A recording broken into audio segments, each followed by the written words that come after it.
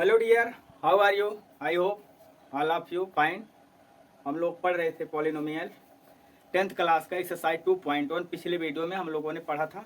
आज के वीडियो में हम लोग एक्सरसाइज 2.2 10th क्लास का क्वेश्चन नंबर 1 पढ़ेंगे, जिसमें दिया गया निम्न द्विघात बहुपद के शून्य ज्ञात कीजिए और शून्यकों तथा गुणांकों के बीच संबंध की सत्यता की जांच कीजिए। इसमें टोटल 6 पार्ट हैं, 6 खंड दिए गए हैं। इन 6 खंडों को हमें जो है क्वेश्चन नंबर 1 में पढ़ना है। तो सबसे पहले हम एक क्वेश्चन सॉल्व करने से पहले थोड़ा सा जो द्विघात बहुपद जो इस क्वेश्चन में दिया गया है इसके बारे में थोड़ा सा, द्विघात बहुपद है क्या चीज। बहुपद तो अगर आप लोग जान ही गए हैं कि बहुपद क्या है, तो द्विघात बहुपद का मतलब होता है कि जिस बहुपद में अधिकतम जो चर राशि यानी वेरिएबल क्वांटिटी होती है, उस वेरिएबल क्वांटिटी की जो मैक्सिमम पावर होती है वह अगर 2 हो तो उसे हम द्विघात बहुपद कहते हैं। कहने का मतलब ये है कि अगर द्विघात बहुपद को हम स्टैंडर्ड फॉर्म में लिखेंगे तो standard form ax² + bx + c, इस तरह से ये द्विघात बहुपद का स्टैंडर्ड फॉर्म है। अर्थात इसमें टोटल 3 टर्म होते हैं। पहला टर्म जो है उसका जो गुणांक होता है ये होता है, मतलब वह x² वाला टर्म होता है। और दूसरा टर्म जो होता है उसमें x होता है और उसका गुणांक जो होता है b होता है। और तीसरा पद जो है नॉन वेरिएबल अचर पद होता है। तो यहाँ पर a b c ये जो है नॉन वेरिएबल क्वांटिटी है, अचर संख्याएं हैं। और इसमें वेरिएबल क्वांटिटी सिर्फ x है। तो x की घात अधिकतम कितना होनी चाहिए? 2। अगर अधिकतम घात उसकी 2 है तब वो हो जाएगा द्विघात बहुपद। तो इस तरह से यहाँ पर एक कंडीशन और है कि a = नॉट 0। कभी भी अगर ये द्विघात बहुपद है तो ये इसमें a की वैल्यू कभी भी 0 नहीं हो, क्योंकि a जो है वह x² का गुणांक है। और x² का गुणांक अगर 0 हो जाएगा तो x² वाला टर्म गायब हो जाएगा और इस कंडीशन में ये द्विघात बहुपद नहीं बनेगा। इसलिए यहाँ पर a = 0 नहीं हो सकता है, b = 0 हो सकता है, c = 0 हो सकता है, बट a = नॉट 0, माने a कभी भी 0 नहीं होगा। तो ये स्टैंडर्ड फॉर्म है। यहाँ पर इस क्वेश्चन को हम जो भी क्वेश्चन नंबर 1 सॉल्व करेंगे उसमें कुछ जरूरी चीजें यहाँ पर हम बताने वाले हैं, आप थोड़ा ध्यान से देखेंगे। जैसे x² का जो कोफिशिएंट गुणांक a है और x का जो कोफिशिएंट यानी गुणांक b है और नॉन वेरिएबल अचर क्वांटिटी क्या है? c है। तो यहाँ पर याद होना चाहिए कि a क्या है? x² का कोफिशिएंट है और b क्या है? x का कोफिशिएंट है। तो चलिए अब हम स्टार्ट करते हैं। पहला खंड है x² -2x - 8, ये दिया गया है। इसका क्वेश्चन दिया गया है शून्य ज्ञात कीजिए। तो सबसे पहले हम देखिए यहाँ पर यह क्वेश्चन जो दिया गया है शून्य ज्ञात कीजिए, मतलब ये 2 रूपों में क्वेश्चन पूछा जा सकता है। एक रूप में तो यहाँ दिया गया है शून्य ज्ञात कीजिए, शून्यकों और गुणांकों के बीच संबंध की सत्यता की जांच कीजिए। ये क्वेश्चन हम सॉल्व करने जा रहे हैं। इसके अलावा कभी कभी इस क्वेश्चन को थोड़ा शार्ट बना दिया जाता है और उस कंडीशन में ये क्वेश्चन सिर्फ इतना दे दिया जाएगा x² - 2x - 8। इसका हमें क्या निकालना, केवल शून्य ज्ञात कीजिए। तो जब हमें शून्य ज्ञात करना, शून्य ज्ञात करने के लिए इसका हम क्या करेंगे? फैक्टराइजेशन कर देंगे। सबसे इजी तरीका है फैक्टराइजेशन।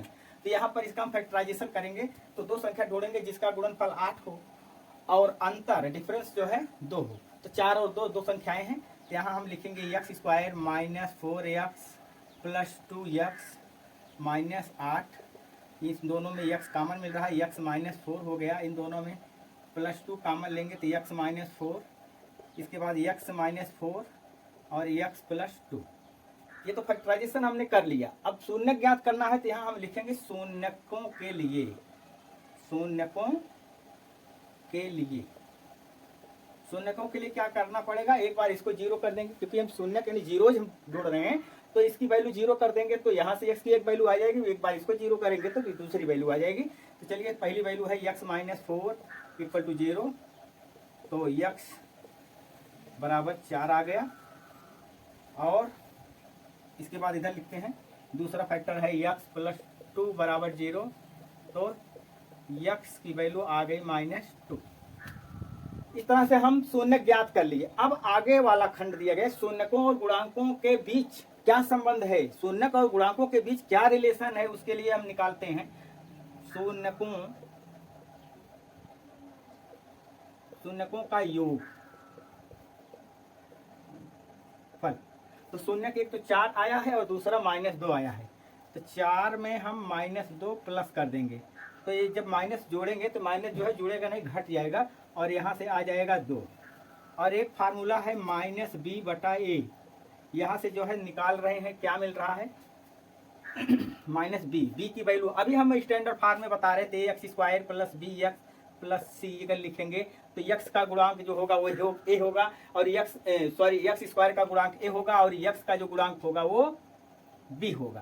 तो यहाँ पर माइनस बी अपान ए, तो इस क्वेश्चन में बी के स्थान पर एक्स का गुणांक क्या आया है 2 -2, तो यहाँ -2 और ए का गुणांक कितना है यहाँ कुछ नहीं है 1 माना जाएगा।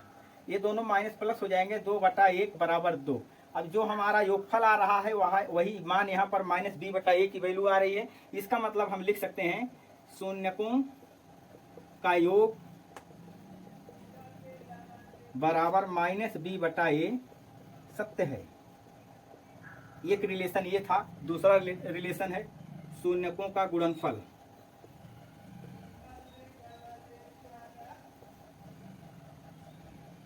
तो पहला शून्यक आया था 4, दूसरा शून्यक -2। अगर 4 में -2 का मल्टीप्लाई कर देंगे आ जाएगा -8 और c अपान a की वैल्यू देखते हैं क्या आएगा। c अचर पद c के स्थान पर यहाँ -8 है, -8 और a की वैल्यू कितना है 1 है, 1 तो -8 होगा। इसका मतलब हम लिख सकते हैं शून्यकों का गुणनफल बराबर c/a सत्य है। इस क्वेश्चन में यही दो फार्मूले थे, यानी दो रिलेशन थे जिसको हमें प्रूव करना था। एक रिलेशन ये था और दूसरा रिलेशन ये था। इन दोनों को हमने प्रूव किया और शून्यक हमें फाइंड करना था जीरोज, वो भी हमने फाइंड कर दिया। एक जीरो यहाँ पर आया, दूसरा जीरो यहाँ पर आया है।